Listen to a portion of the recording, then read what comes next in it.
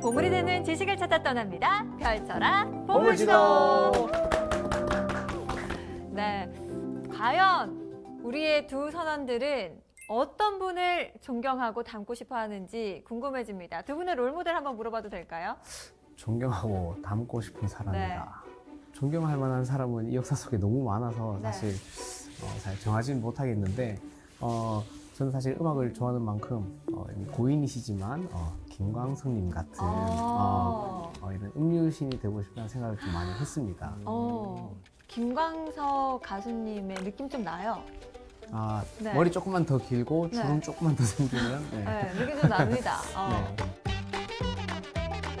민욱 씨의 롤모델도 특히나 궁금해지네요. 저요? 네. 저는 사실 좀 많은데, 오, 많아요? 네, 저는 이제 부모님이 롤모델이에요. 야, 효자다, 효자. 나도 이런 거 할 거예요. 네. 잠깐만요. 왜 부모님이 롤모델인가요?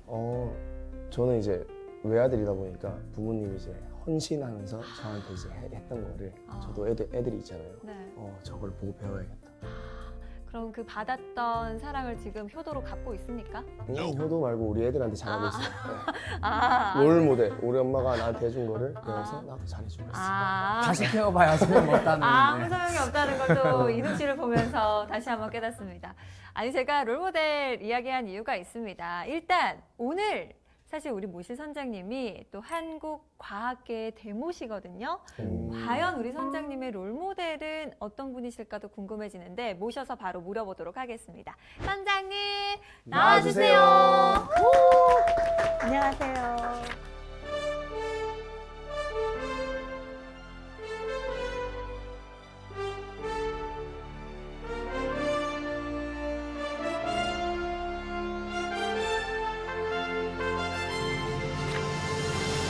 사실 저희가 롤모델 이야기를 한창 했거든요. 우리 과학계의 대모 선장님께서는 과연 어떤 분을 롤모델로 삼고 계실까 궁금해져요. 그 영화 히든 피겨스라는 거 혹시 보셨을까요? 보지는 못했습니다. 못 봤습니다. 그 3명의 여성 과학자가 나사에서 큰 역할을 하는 영화인데요. 그 중에서도 이제 도로시 본이라는 분은 그 나사에 처음으로 IBM 컴퓨터가 들어왔을 때 컴퓨터 프로그래밍을 독학으로 해치시고 그것을 혼자 그것을 배워서 나만 잘 나가야지 이런 것이 아니고요. 그 나사에 있는 모든 흑인 여성 기술자들을 모아서 그걸 다 가르치셨어요. 그때 이제 흑인은 다른 건물에 있는 화장실에 다녀와야 될 정도로 흑백 차별이 심한 시기였거든요. 그래서 나중에는 흑인과 백인을 전부 다 통솔하는 그 장 자리에까지 오르셨어요. 그러니까는 열심히 하는 것도 중요하고 내가 잘하는 것도 중요하지만 뭔가 리더십을 발휘해서 모두 함께 더 잘하게 만드는 그런 점이 멋있어서 제가 그분을 롤모델로 생각하고 있습니다. 이미 저희에게는 그런 존재이십니다. 거의 되신 것 같은데. 네. 그러니까요. 아니, 사실 저희가 롤모델 이야기를 한창 한 이유가 있습니다.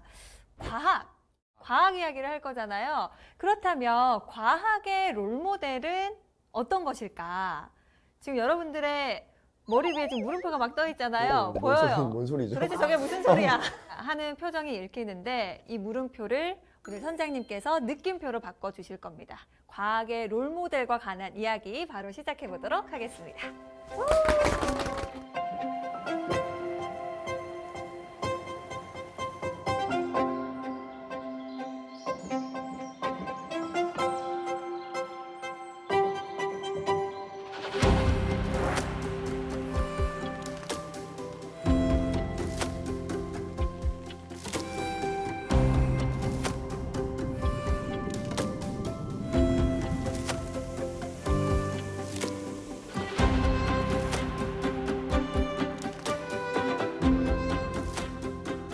오늘 제가 여러분께 해드릴 이야기는 과학의 롤모델, 자연에 관한 이야기입니다.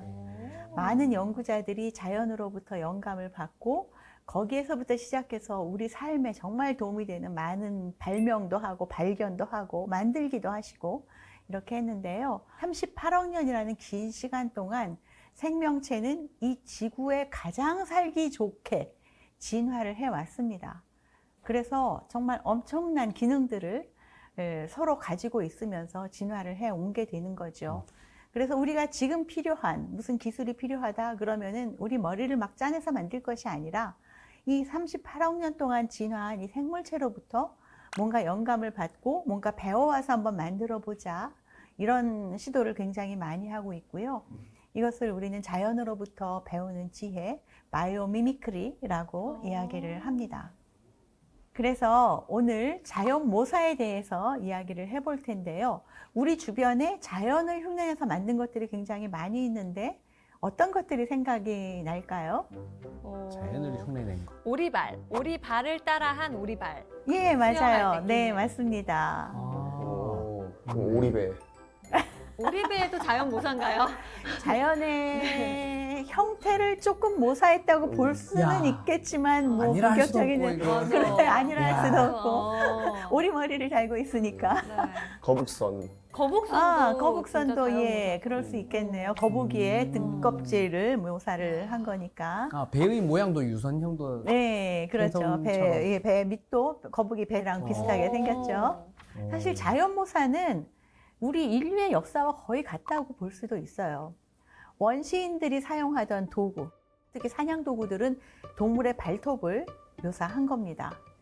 동물의 발톱을 묘사해서 그것을 가지고 사냥을 했죠. 왜냐하면 사람의 손톱은 굉장히 약한데 그 사자나 호랑이 발톱은 굉장히 강하잖아요. 날카로운. 예, 그 날카로운 모습을 흉내낸 것이고 주변에 그 농장 같은 데 보면은 멧돼지 못 내려오게 가시철망 네. 치잖아요. 장미의 가시를 흉내낸 가시덤불을. 것입니다. 네. 우리 주변에 이렇게 자연을 모사해서 만든 그 것들이 굉장히 많이 있죠.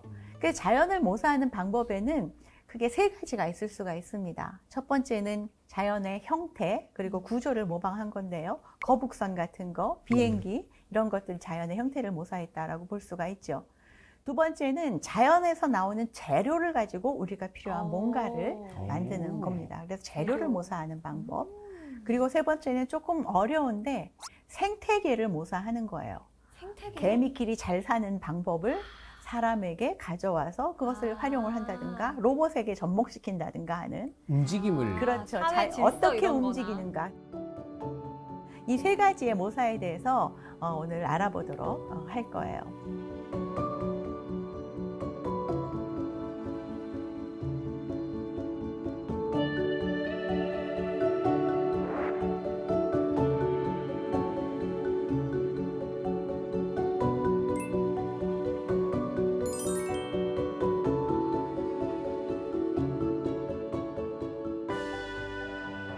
첫 번째 제일 쉬워요. 자연 형태 모사. 자연 형태 모사하면 제일 대표적으로 나오는 것이 기차예요. 우리 왜 KTX 산천 있잖아요. 네. 그 산천이 산천 좋은 곳으로 가서 산천일까? 아닙니다. 산천어? 산천어. 산천어 앞 모양하고 이 KTX 산천 앞 모양하고 아주 비슷해요. 그 공기의 유체의 저항을 줄여주는 형태로 되어 있죠. KTX 굉장히 빨리 가야 되기 때문에 그 공기의 저항을 덜 받게끔 산천어의 주둥이 모양을 만드는 게 바로 KTX 산천입니다. 산천어가 시속 300km로 예. 빼고 있습니다. 예, 예. 아니라고 할 수도 없고 이거. 한국에 KTX가 있다면 일본에는 신칸센이 있죠. 신칸센. 신칸센은 앞 모양이 더 날렵해요. 산천이나 KTX보다 훨씬 뾰족합니다. 그것은 물총새의 부리에서부터 나왔다고 하더라고요. 물총새의 부리는 굉장히 날카롭고 뾰족하고 긴데요. 이 물총새가 공중에서 물 안에 있는 물고기를 보고 물 속으로 뚫고 들어갑니다. 그러니까 물 위에 떠 있는 고기를 잡아먹는 것이 아니라 물 속으로 아주 빠르게 뛰어 들어가서 물 속에 있는 고기를 잡아갖고 나와야 되기 때문에 물의 저항을 거의 받지 않고 입수를 할 수가 있는 부리를 가진 거죠. 그래서 물총새의 부리 모양에서 신칸센의 모양이 나왔다. 이렇게 이야기를 합니다. 그리고 건축물 같은 경우에 굉장히 많이 볼 수가 있어요. 그림 보시면 선인장 모양 닮았죠? 선인장. 선인장의 모양을 그대로 만든 카타르의 농업행정부 빌딩입니다. 사막에 있기 때문에 선인장의 모양을 담았다라고 할 수가 있고요. 이 선인장의 구조 자체도 어떻게 공기가 잘 순환이 되게끔 이루어진 그런 모양을 담았다고 해요. 자, 왼쪽에 있는 그림 아주 아름답죠? 저게 베이징 올림픽의 주 경기장입니다. 딱 보면 뭐가 생각나시죠? 새 둥지요. 맞아요. 새 둥지. 오, 그런 생각을. 아니 사실 저도 몰랐는데 그때 올림픽 할 때 한창 새 둥지를 닮은 베이징 올림픽 주 경기장 이렇게 많이 들었어서 기억이 남네요. 네, 새 둥지 모양을 만든 겁니다. 사실 새 둥지가 굉장히 얼기설기 만들어져 있는 것 같잖아요. 그런데 신기하게도 태풍이 지나간 다음에도 새 둥지 그대로 있어요. 나뭇가지가 흐트러지지 않고 이것들이 이제 구조적으로 서로 힘을 분산하면서 바람이 아무리 세게 불어도 망가지지 않게끔 만들어져 있기 때문이고요. 마찬가지로 베이징 올림픽의 주 경기장도 철강을 새 둥지처럼 잘 설계를 해서 적은 철을 쓰고도 굉장히 튼튼하게 만든 그럼 저것도 이런 태풍은 안 구조물이라고. 날아가겠네요. 안 안 날아가죠. 날아가죠. 아니라고 할 수도 없고. 날아갈 수 없어요. 철근입니다.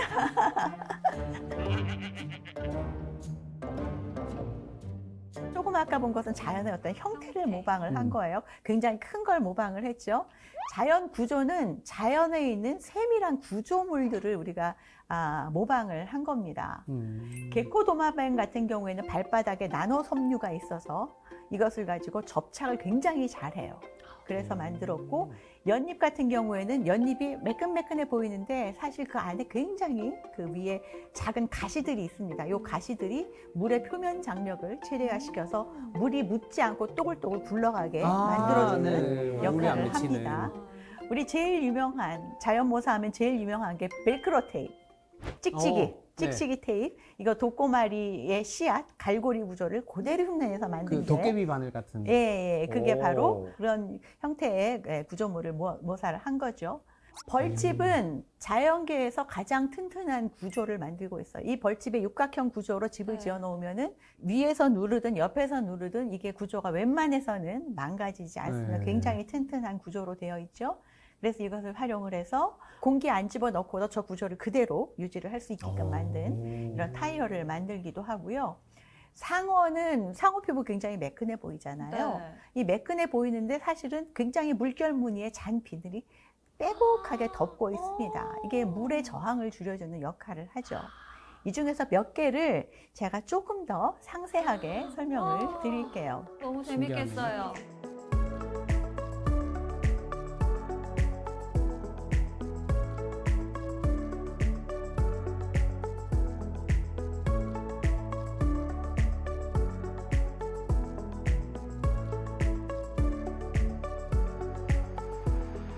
먼저 게코도마뱀이에요. 네. 와우. 게코도마뱀 혹시 본 적 있으세요? 베트남이나 태국이나 싱가포르 이렇게 열대 지방에 가면은 호텔에서 자주 봅니다. 내가 봤던 그 그게 친구가 개구나. 걔가 걔인가 봐요. 벽에도 붙어 있고 천장에도 붙어 있고 사실 이게 귀엽거든요. 네. 자세히 보면 귀여운데 제가 제일 무서웠던 게 잠을 자는데 천장에 있는 거예요, 걔가. 근데 저게 떨어질까봐. 떨어지면 어떡하지? 아. 그냥 거기 있거나 딴 데 가면 괜찮은데 떨어지면 어떡하지 되게 두려웠는데 제가 마침 출장 가기 바로 전에 그 게코도마뱀 발바닥 접착 기능을 테프론 프라이팬에 붙여도 떨어지지 않는 게코도마뱀을 봤기 때문에 그 좀 두렵지 않게 잘 네. 수가 있었죠. 그 어, 비밀이 신기하다. 바로 발바닥에 숨어 있어요. 이 게코도마뱀 아주 작고 발바닥도 굉장히 조그맣죠. 그 조그만 발에 수백만 개의 털이 나 있어요. 털이요? 예, 수백만 개 아주 작은 털이 나 있고 그 털 끝은 또 수천 개로 갈라져 있어요. 어머머머. 그러니까 이 발끝에 가는 털들은 뭐 거의 억대가 되겠죠. 요것들이 서로 이렇게 가까이 모여 있으면은 요 사이에 분자 간의 결합이 일어납니다. 그래서 접착 능력이 생기는 거예요. 신기하네. 와, 털로. 신기하네. 네, 그래서 테프론에 붙여놔도 안 떨어지고 이 게코도마뱀에 아무리 무거운 거를 매달아도 팔이 끊어지면 끊어졌지 떨어지지 발바닥이 떨어지지는 않습니다. 그럼 얘들은 발걸음을 어떻게 옮기죠? 이렇게. 좋은 질문이에요. 이게 그래서 이 접착력이 언제 생기냐면은 붙여서 아래로 벽면과 수평하게 힘을 주면 붙습니다. 뗄 때는 수직 방향으로 떼주면은 떼져요. 아니 신기하다. 선장님, 저 이거 어디서 본 적 있어요. 보셨죠? 이게 탐 바로 크루즈. 네, 탐 크루즈가 그 엄청 높은 빌딩을 이러고 장갑을 끼고 맞습니다. 올라가잖아요. 맞습니다. 개코도마뱀 발바닥에서 응용한 접착 기능을 이용을 한 거예요. 그래서 이 탄소 나노튜브처럼 아주 작은 선모들을 장갑 밑에다가 붙이면은 누구나 스파이더맨이 될 수 있다. 이렇게 너무 괜찮은데요? 되는 거죠. 이게 바로 개코 도마뱀 발바닥에 숨은 비밀입니다. 난 처음에 마임 하는 줄 나도 알았어요. 뭐 하나 있는. 아니 근데 그게 상용화는 왜 안 되나요? 올라가고 싶은데. 그럼 아무나 건물 도둑들이 다 올라갈 갔을 거 거 아니에요. 아니에요. 이렇게. 용도나 제작의 가격 문제 때문일 수도 있고요. 필요하다면 당장이라도 만들 수 있는 아주 매추한 기술이다. 이렇게 말씀드릴 수가 있어요. 네. 저 필요한 사람 도둑밖에 없어요. 아니죠, 기대하세요 저도. 제가. 어. 다음에 문으로 아니라 제가 창문으로 들어올 수도 있어요. 이런 사람들 때문에 상용화 안 하는 겁니다.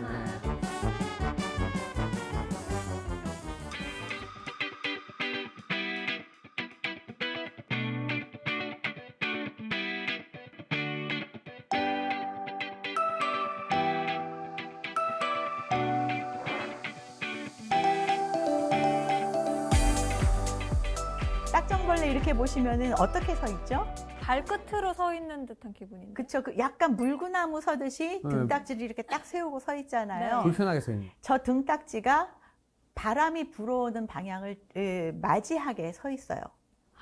그래서 딱정벌레 등은 어떤 구조를 가지고 있냐면은 아주 작은 돌기들이 촘촘하게 나 있는데 그 돌기는 친수성이에요. 물을 좋아해.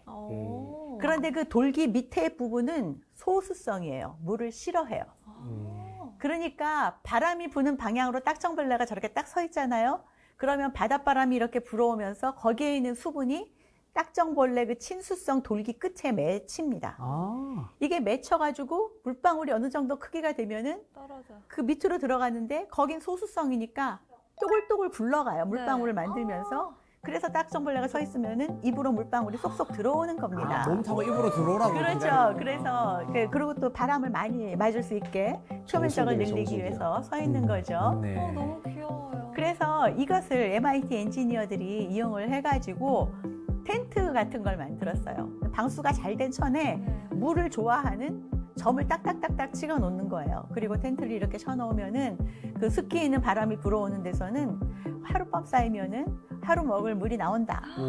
이렇게 이야기를 하더라고요. 그래서 딱정벌레 등껍질에서부터 우리가 이렇게 좋은 지혜를 얻어서 물건을 만들 수가 있었다. 놀라운 기대되네. 발명품이 나왔다. 이렇게 말씀을 드릴 수가 있습니다. 저것은 흑동고래예요. 흑동고래. 흑동고래는 몸 길이가 11에서 16m나 되고 엄청 크죠. 무게 40톤. 어마어마합니다.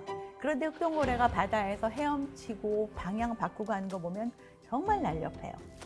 휙 바꾸거든요.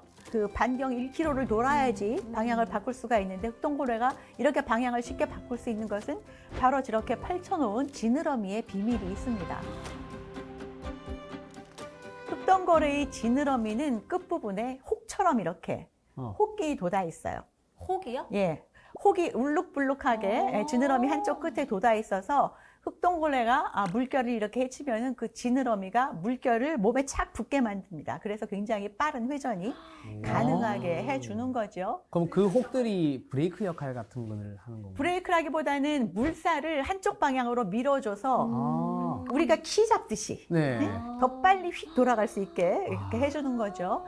그래서 이 흑동고래의 지느러미를 흉내내서 만든 것이 풍력 발전기의 블레이드입니다. 아, 풍력 발전기 바람이 조금 불어도 휙휙 돌아가야 되는데 얘가 바람의 저항을 잘 못 이겨내고 또 그 바람을 풍력 발전기가 도는 방향으로 바꿔주지 못하면은 효율이 굉장히 낮아지겠죠. 그래서 저렇게 만들었더니 같은 크기의 바람에도 더 많은 전기를 생산해 내더라. 이게 바로 이제 흑동고래의 지느러미에서 배운 우리의 지혜가 되겠습니다. 신기합니다. 해바라기 꽃이에요. 해바라기 꽃. 우리가 해바라기 꽃 그러면 꽃잎이 이 밖에 있는 노란 아이들이 꽃잎 피고 이 전체가 꽃이다. 네. 안에 있는 건 암술인가 수술인가 뭐 이렇게 생각하기 쉽잖아요. 네. 네. 씨가 아니라 걔가 꽃이에요. 아. 씨는 꽃에서 맺잖아요. 네. 그러니까 저 안에 있는 것들이 사실은 꽃이고요. 이 밖에 있는 것은 이파리가 변해서 생긴 이파리다 생각을 하시면 돼요. 그럼 내가 가운데가 먹던 해바라기 씨는 어디 부위에? 가운데죠. 가운데? 예, 가운데 있는 것들인데 언뜻 보기에도 너무 예쁘게 그 회전하는 듯이 그 배열이 되어 있잖아요. 근데 저 배열이 그냥 배열이 아니에요. 페르마 나선 모양으로 정확하게 되어 있습니다. 페르마 나선은 이제 수학에서 나오는 말인데요. 어떤 나선 구조가 서로 황금각을 이루게끔 되어 있어요. 그래서 거기 그 나선 구조대로 어떤 구조물들을 놓게 되면은 하루 종일 서로 옆에 있는 아이를 방해하지 않고 해를 받을 수 있는 거예요. 와. 아, 그래서 그늘지는 해바라기가 부분 없이. 해를 듬뿍 받을 수가 있는 거죠. 모든 꽃이 저렇게 모여 있는데도 다 해를 똑같이 받을 수가 있어요. 그래서 그 모양을 이용을 해서 아주 대규모 태양광 발전을 할 때 저 해바라기 꽃의 모양대로 저렇게 태양광 패널들을 배치를 하게 되면은 같은 패널 수를 가지고 훨씬 더 많은 발전을 할 수가 있게 되는 촘촘하게 거죠. 있더라도 서로 방해받지 서로 않는다는. 방향을 방해를 하지 않는 거예요. 그늘진 해를 부분 받게끔. 없이. 그렇죠. 효율성이 엄청 높겠네요. 그렇습니다. 이게 다 자연에서 배우는 지혜죠.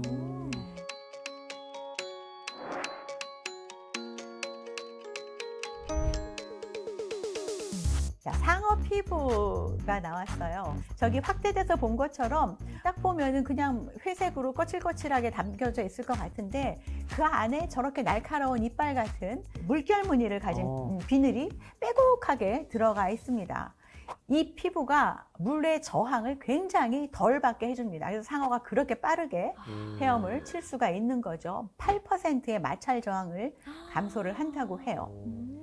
그래서 상어 피부의 그 마찰 저항을 감소하는 기능성 섬유를 만들어서 2008년 베이징 올림픽에서 수영 세계 신기록이 어마어마하게 쏟아졌습니다. 아, 저걸 활용한 예, 수영복인가요? 전신 수영복. 우리 왜 전신 수영복이라고 이야기하는 네. 게 2008년에 처음 나왔거든요. 일본의 수영복 회사에서 만든 건데 대개 뭐 세계 선수권 대회 하더라도 세계 신기록은 한두 개 나오고 좀 그 세계 신기록이니까 그런데 그렇죠. 베이징 올림픽 때 20개가 넘게 나왔어요. 뭔가 이상하네요. 그런데 그 사람들은 전부 전신 수영복을 입고 있었죠.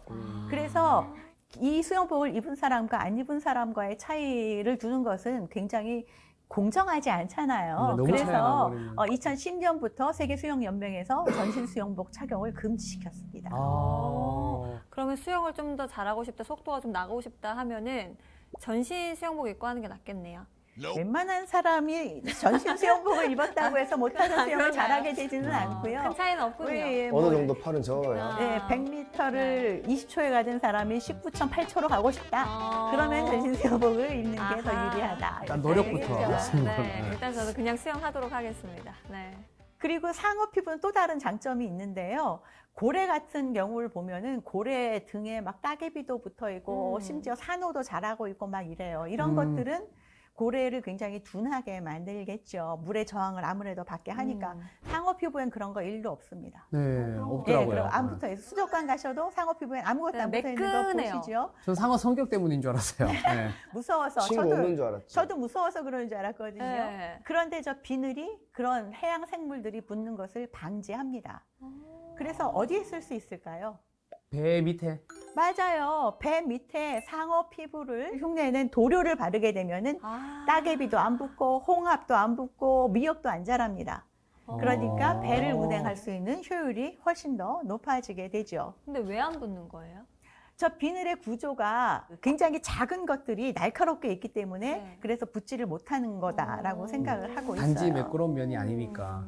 그리고 이게 세균도 붙지 않는다고 하더라고요. 단순히 구조 때문에 세균도 붙지 않아서 구조 때문에? 샤클렛이라는 회사를 만들어가지고 상어 비늘을 흉내낸 그 필름을 만들었는데 이 필름은 항균 효과가 있어서 항균이 필요한 어떤 병원에서 뭐 요도관을 만든다든가 아니면은 그 항균 필름을 만든다든가 이런데 사용을 하고 있다고 합니다.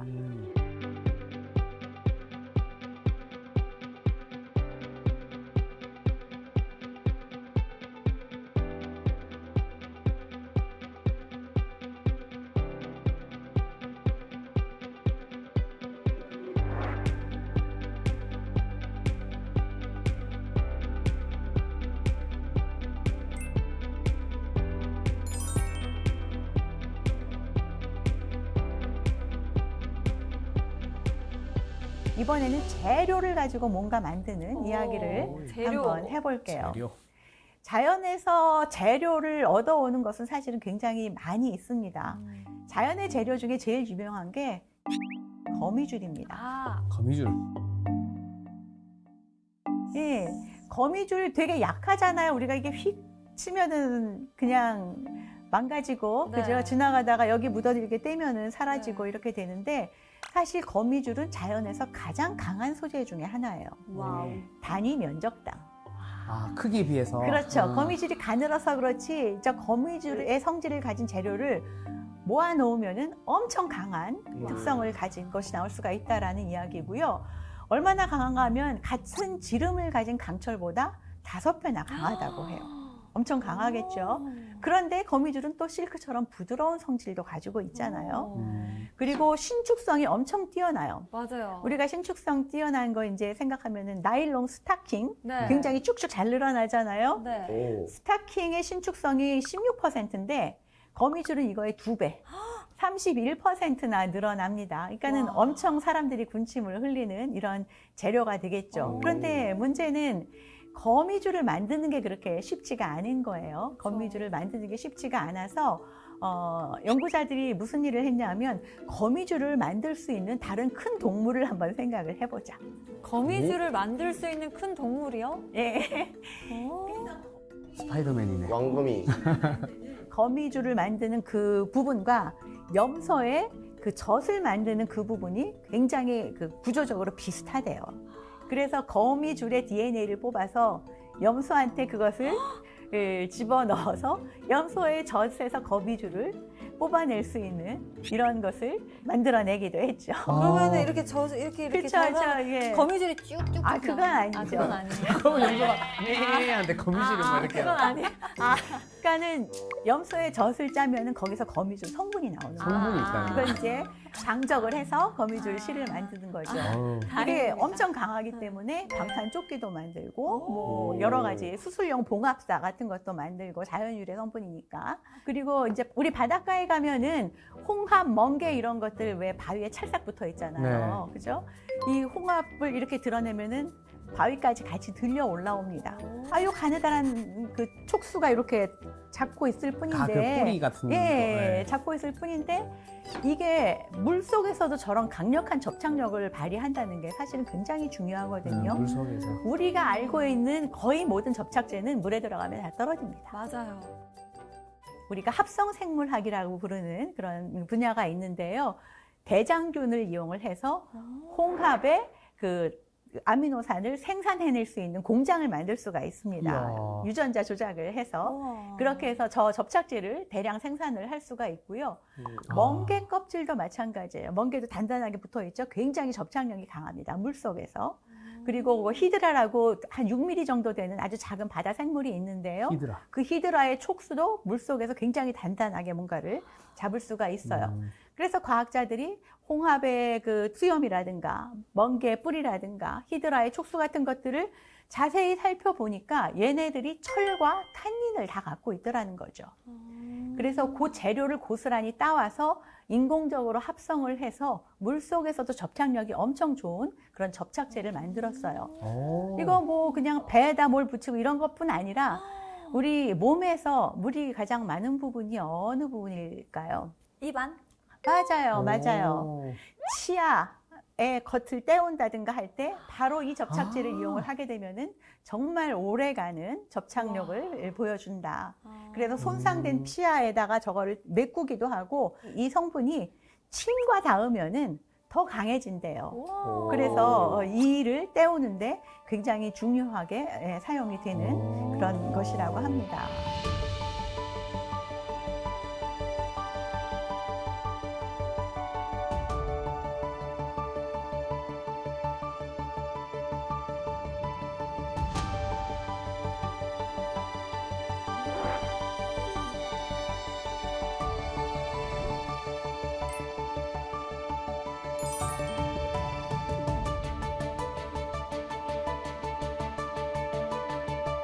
그다음 기능모사를 하는 부분이 있어요. 그러니까는 뱀 같은 동물이나 곤충이라든가 이런 것들을 모사를 하는 방법인데요. 기능을 모사하는 것이 바로 이제 생체 모방 로봇들이 다 기능을 모사를 하는 거죠. 기어가는 기능, 점프하는 기능, 뛰어가는 기능 이런 것들을 모사를 하는 것인데 뱀 로봇 같은 경우에는 뱀은 비늘로 덮여 있잖아요. 그 비늘이 마치 작은 발처럼 움직이면서 앞으로 전진을 하고 굉장히 좁은 곳도 구불구불하게 갈 수가 있죠. 그래서 이 구조를 흉내를 내서 뱀 로봇을 만들었는데 이 뱀 로봇은 실제로 2017년에 지진이 났을 때 그 좁은 틈 안에 사람이 있는지 살펴보고 이럴 때 뱀 로봇을 직접 투입을 해서 활용을 했다고 합니다. 안에 갇혀있던 사람 무섭겠다. 갑자기 뱀 로봇이 딱 들어. 뱀 로봇이 낫지 않겠어요? 맞아. 뱀이 오는 것보다. 그러네요.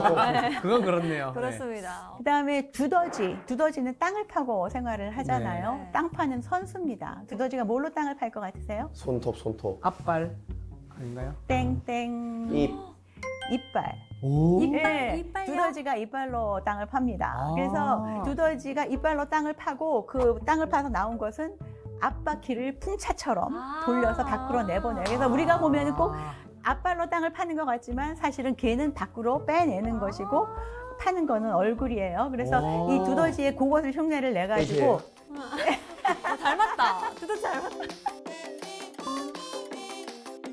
굴착기를 아. 만들었어요. 굴착기. 네, 그래서 저것이 이제 광산 같은 데서 땅을 파고 들어갈 때 저 두더지 모양의 굴착기가 아주 큰 역할을 하고 있죠.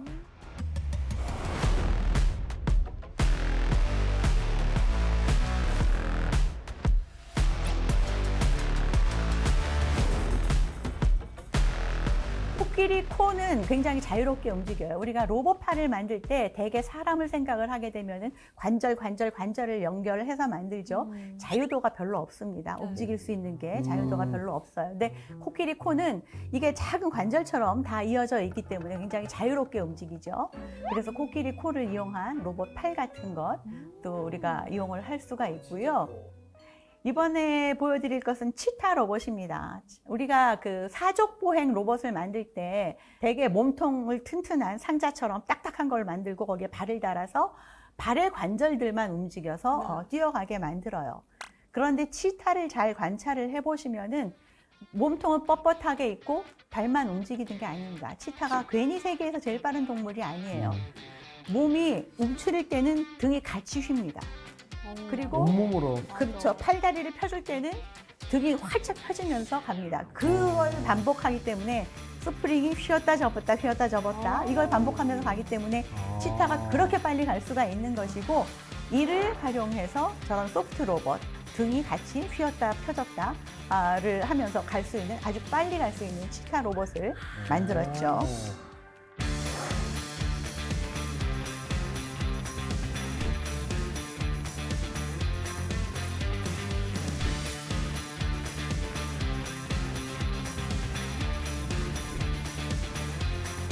곤충을 흉내내는 로봇은 너무너무 많이 있어요. 우리 영화 봐도 파리 로봇 이런 거 많이 나오죠. 네. 네. 가서 쫙 촬영해오고 뭐 독침 놓고 이런 거. 맞아요. 이런 거 다 기술적으로 사실은 불가능한 것도 아니고요. 보시는 것처럼 뭐 말레빌트 대학에서는 헥터, 개미랑 똑같이 많은 헥터를 만들어서 개미와 똑같은 구조로 걸어 다닙니다. 오.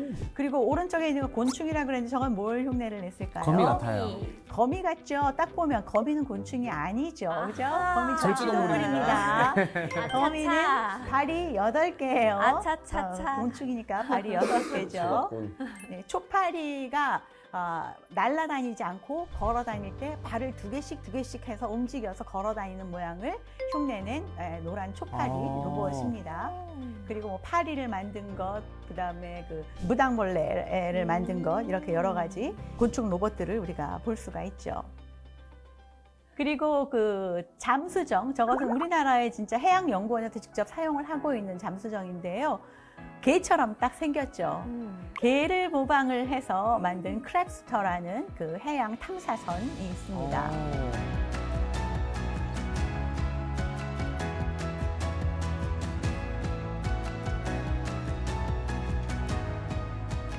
가오리 로봇도 있어요. 가오리 가오리 아시죠? 이렇게 네. 마른 목걸로 생기고 꼬리가 네. 달려 있습니다. 그런데 가오리의 그 가운데 부분이 전부 다 100% 근육과 연골로 이루어져 있어요. 근육으로 이루어져 있기 때문에 이 가오리 로봇을 어떻게 만들었냐면 그 가오리의 뼈대를 금으로 만들고요. 그다음에 비싸겠네요. 가오리의 피부는 탄성 고무 같은 플라스틱으로 만들고 그 사이를 생쥐의 심장 근육으로 채웠어요. 왜요? 생쥐의 심장 근육으로 채워서 이 가오리가 움직이는 게 꼬리를 흔들어서 움직이는 게 아니고요. 이 근육이 수축했다 이완했다 수축했다 이완했다 하면서 가오리가 움직입니다. 아, 가오리 꼬리 되게 보잘것 없잖아요. 네. 그죠? 아주 조그맣고. 그래서 움직이는 것은 근육이 수축과 이완을 반복하면서 움직이기 때문에 생쥐의 심장 근육으로 그 사이를 채워넣고 우와. 저 가오리의 금으로 된 뼈대 부분에다가 광 자극을 주면은 빛으로 자극을 주면은 그 자극이 퍼져 나가면서 근육이 수축과 이완을 반복하고 오. 그래서 가오리 저 로봇이 헤엄을 칠 수가 있어요. 와. 빛만 있으면 에너지 없이 갈 수 있습니다. 그게 가장 장점이라고 할 수가 있고요. 또 머리 부분에 자극을 두 군데를 줄 수가 있게 해서 한쪽 부분에 자극을 더 크게 주면은 한쪽은 빨리 움직이고 한쪽은 천천히 움직이겠죠. 방향 조절이 방향을 되겠네요. 전환을 할 수가 있는 거죠. 어머나. 그래서 저렇게 가오리의 생태를 잘 관찰을 해서 가오리 로봇도 만들었습니다.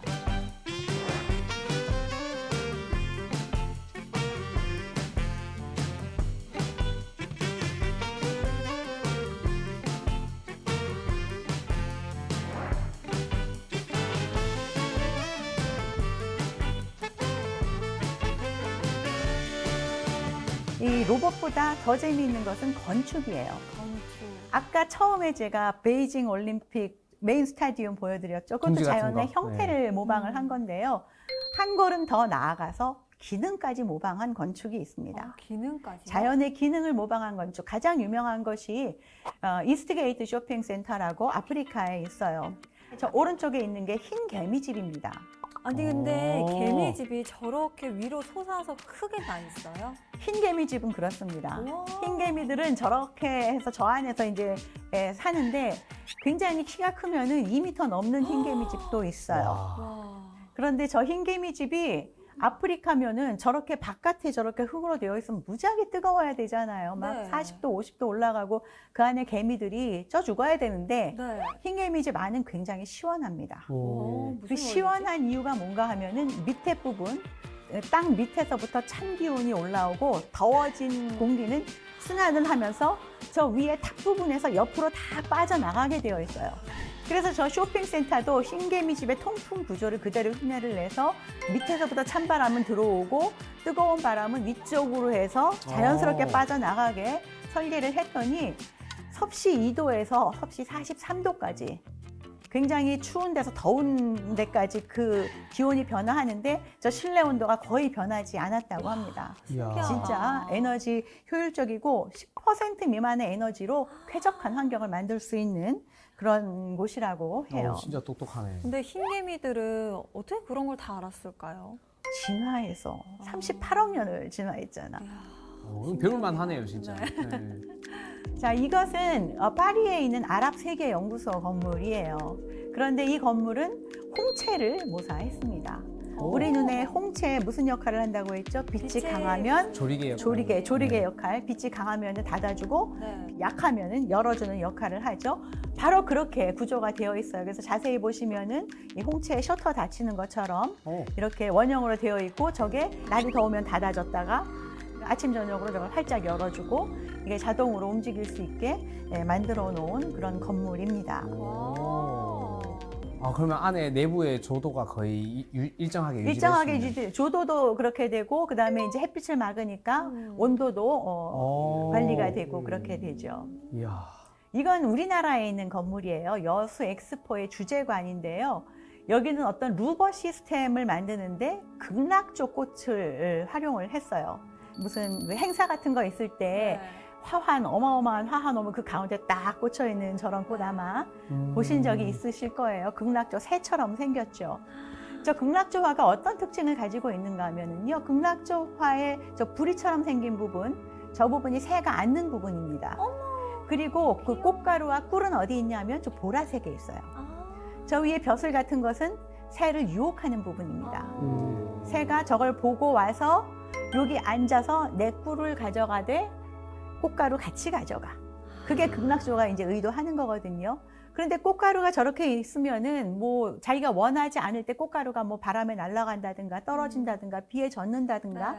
이럴 수 있죠. 그래서 저 보라색이 보통 이렇게 닫혀 있어요. 우리 완두콩 껍질 딱 닫히듯이. 그런데 새가 와서 저 부리에 딱 앉잖아요. 그럼 저 누르는 힘이 저 보라색에 전달이 되면서 뚜껑이 열립니다. 버튼처럼 돼 있는. 네. 어머. 그래서 그 기능을 활용을 한 게 바로 여수 엑스포 주제관이에요. 저 기능을 어떻게 활용을 해요? 저기도 새가 앉으면 힘을 주는 거죠. 새가 앉는 것처럼 갈비살처럼 네. 벽면을 쭉 만들어 놓고 갈비살에 어느 정도의 힘을 주면 제가 90도까지 벌어질 수 있게끔 그렇게 만들어낸 거예요. 그래서 똑똑하다. 미디어 파사드로도 활용을 하고 벽면 디자인으로도 활용을 하고 환기도 시키고 되게 저런 걸 이제 루버 시스템이라고 이야기를 하거든요. 루버 시스템. 아주 작은 나무대를 덧대 가지고 그걸 돌려가면서 이제 환기도 하고 하는 것. 그 루버 시스템에는 힌지라는 게 있어서 걔가 돌려줘야 돼요. 사실은 네. 경칩 같은 게 돌려줘야 되는데 예, 여기는 경칩이 없이 힌지 없이. 예, 힌지 없이 된다. 와, 이렇게 신기하다. 예, 만든 건물이 되는 거죠.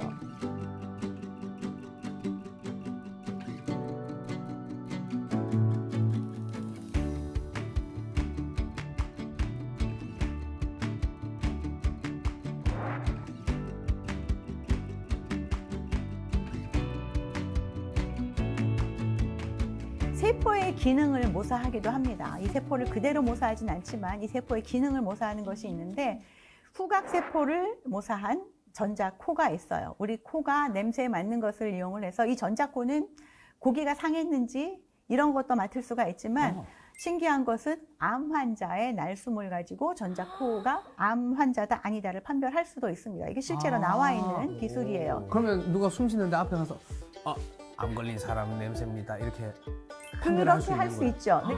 이 목소리로는 안 할 것 같아요. 그러니까는 이 특정 질병에 따라서 네. 사람의 그 안에서 대사작용이 달라지기 때문에 성분이 호흡에서 나오는 가스 성분이 달라져요. 그래서 이야. 그 특정한 가스 성분을 잡는 것이 바로 전자코다. 이렇게 말을 할 수가 있고요. 아니 그러면은 공항에 왜 비글 같은 경비견들이 있잖아요. 마약 잡는 탐지견. 네, 네. 탐지견. 그러면은 이제 저런 그 전자코가 있으면 그런 친구들도 붙일 필요가 충분히 없겠네요. 가능하죠. 충분히 가능합니다. 걔가 그리고 일자리를 잃는데 그렇게 되네요.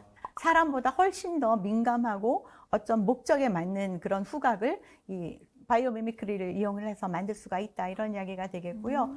촉각 세포를 모사해서 전자 피부도 만들 수 있습니다. 우리가 이제 의술을 할 때 그냥 모양만 손 모양이 아니라 이제 움직이는 것도 요새 다 로봇 기술로 다 되잖아요. 그래서 마지막으로 들어가는 게 촉각 기술이에요. 그래서 이것이 날카로운가 아니면 말랑말랑한가. 그리고 의수에서 이 촉각 기술이 정말 중요한 이유가 뭔가 하면은 압력을 느껴야 되거든요. 압력을 느껴야지 살짝 잡을까 꽉 잡을까를 맞아. 결정을 합니다. 그래서 로봇이랑 악수를 할 때 우리 손이 으스러지지 않으려면 무서워. 로봇이 이걸 어느 정도 잡았을 때 내가 딱 고체를 느낀다라는 것을 알아야지 힘을 그만 딱 줄 수가 있거든요. 그렇게 이제 그 전자 피부를 촉각세포를 이용을 해서 만들 수가 있고요. 시각세포 우리가 전 시간에 했잖아요. 네. 인공망막 이야기도 하고 있는데 이렇게 시각세포를 이용을 해서 실제로 인공망막이 되려면은 그 망막에 전해주는 신호가 있어야 되잖아요. 그래서 이 그림에서 보시는 것처럼 이거 아르구스투라고 이거는 실용화된 제품입니다. 우리나라에도 이거 수술을 받은 사람이 있고요. 2012년에 아마 첫 수술이 된 걸로 제가 기억을 하는데요. 저 사람은 맹인이에요. 앞을 못 보시는 분입니다. 근데 안경을 썼어요. 안경을 왜 썼냐면 안경에 카메라가 달려 있습니다.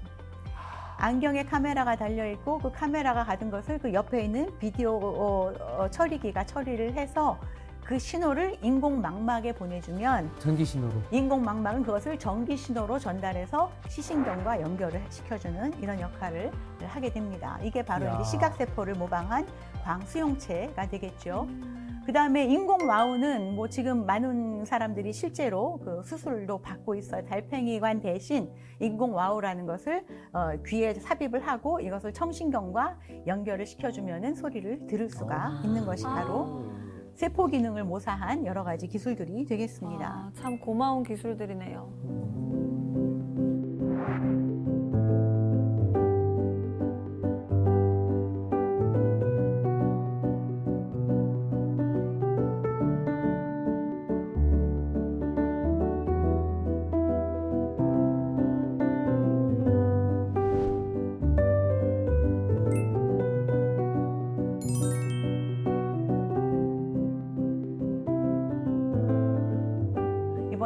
생태계 모사예요. 생태계? 생태계라는 것은 어떤 하나의 동물이나 하나의 식물, 사람 한 명을 이야기를 하는 것이 아니라 우리가 이렇게 사회를 이루듯이 동물의 사회, 식물의 사회, 뭐 이런 것들을 우리가 생태계다 이렇게 이야기를 합니다. 이렇게 전체가 어우러지면서 뭔가 발전을 하기도 하고 상호작용을 하기도 하고 이 생태계 모사를 통해서 풍력 발전을 한 사례가 있어요. 이 모사를 한 게 뭔가 하면은 그 물고기 떼. 오. 물고기 때 우리 왜 그 동물의 왕국이나 네. 뭐 내셔널 지오그래피 이런 거 보면 물고기들이 이렇게 떼를 지어서 막 움직이잖아요. 얘네들이 아무 생각 없이 움직이는 게 아니라 모양을 딱 짓고 있습니다. 어떻게 해야지 와류가 발생을 해서 이 물고기 떼가 가장 안전하고 편안하게 이동을 할 수 있는지가 차이가 납니다. 이것을 수학적으로 계산을 해서 풍력 발전기를 저 와류를 발생시키는 방향으로 한 거예요. 그러면은 보통 풍력 발전기는 앞에서 돌면은 뒤에 있는 애는 그것과 상관없이 바람이 불면 그냥 돌아가는데 저렇게 생태계 구조를 흉내낸 배치를 하게 되면은 앞에 풍차가 돌아가면서 낸 바람이 뒤에 풍차를 돌아가는데 더해지는 거예요. 자연의 바람에 더해서. 그러니까 훨씬 더 효율이 에너지 손실을 높아지게 최소화하는. 되겠죠. 에너지 손실을 최소화하면서 새로운 에너지를 받게까지 하는 거죠. 앞에 애가 만들어진 에너지까지 자기가 사용을 하게 되니까. 그러면 저 풍력 발전기에 흑동고래의 그 지느러미가 있고, 그렇죠. 근데 그거 모아놓은 거는 또 물고기 떼를 흉내냈고, 그렇죠. 다 따라있네요, 그냥 자연에서.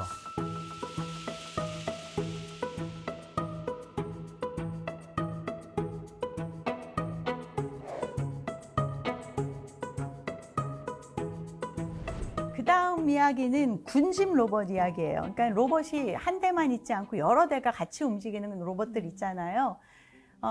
요새 그 부산에 가면은 그 드론 수천 대 드론쇼. 가지고 네. 예, 어마어마한 멋있더라고요. 정말 아름다운 모습도 막 보여주죠. 네. 그것은 사실은 그 로봇들이 자율적으로 움직이는 게 아니라 로봇 한 대 한 대, 1000대면 1000대, 만 대면 만 대를 하나하나 다 프로그램을 해서 그 프로그램 한 대로만 움직이게 한 거예요.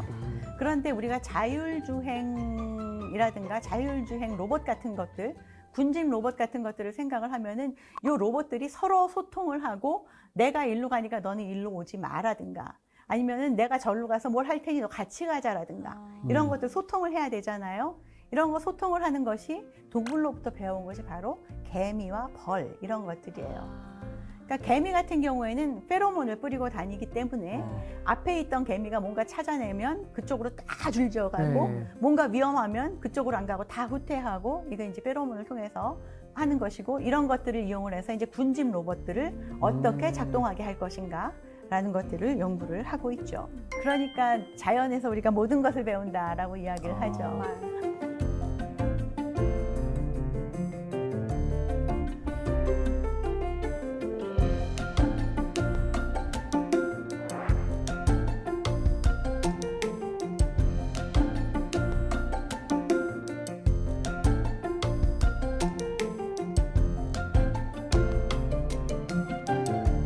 오늘 말씀드린 내용들이 어떻게 보면은 자연에서부터 우리가 모든 것을 배웠다라는 이야기로 귀결이 될 수 있을 것 같은데요.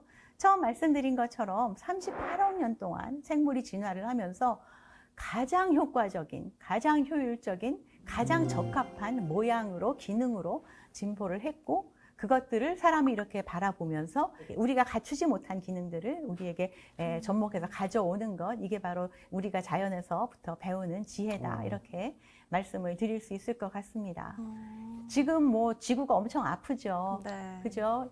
인구가 예전에 비해서 10배, 100배 늘어났고 지구는 그대로인데 이러다 보니까 자원은 고갈되고 또 이 인구들이 막 먹고 살려니 그 지구에 해로운 여러 가지 뭐 이산화탄소라든가 여러 가지 나쁜 것들을 배출을 하고 있는데 이럴 때일수록 우리가 자연에서 더 많은 지혜를 배우고 자연과 함께 가는 그런 연구들을 하고 생활을 해야 되겠다 이렇게 생각합니다.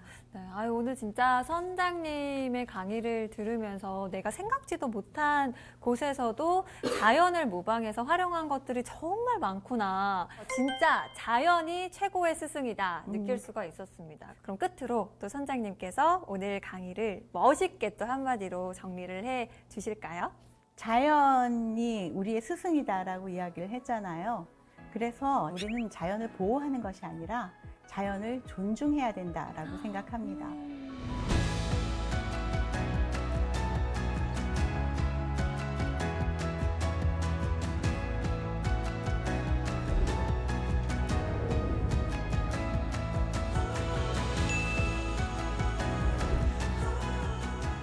저는 자연만큼 아름다운 것이 없다라고만 생각을 했는데, 야, 이제는 자연만큼 지혜로운 것이 없다라는 생각이 추가가 됐습니다. 오늘 두 분도 이제는 이 시간 함께 했으니까 저 창밖에 보이는 풍경이 또 예전과 같아 보이지는 않죠? 느낌이 다를 것 같아요.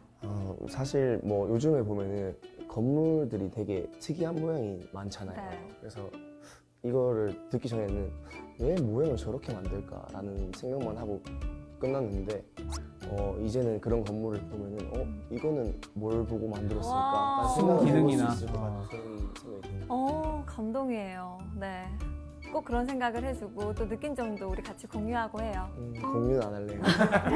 알겠습니다. 네, 좋습니다. 결국은 이 도시도 자연으로부터 만들어졌고 우리가 아무리 인위적이라 한들 그 인위적인 존재도 자연으로부터 온 거니까 결국은 사실 자연과 뗄래야 뗄 수가 없잖아요. 그래서 그거를 우리 보는 우리 어린 시청자들도 한 번 더 느꼈으면 좋겠습니다. 약간 우리 아이들을 생각하는 따뜻한 마음도 느낄 수가 있었어요. 따뜻해.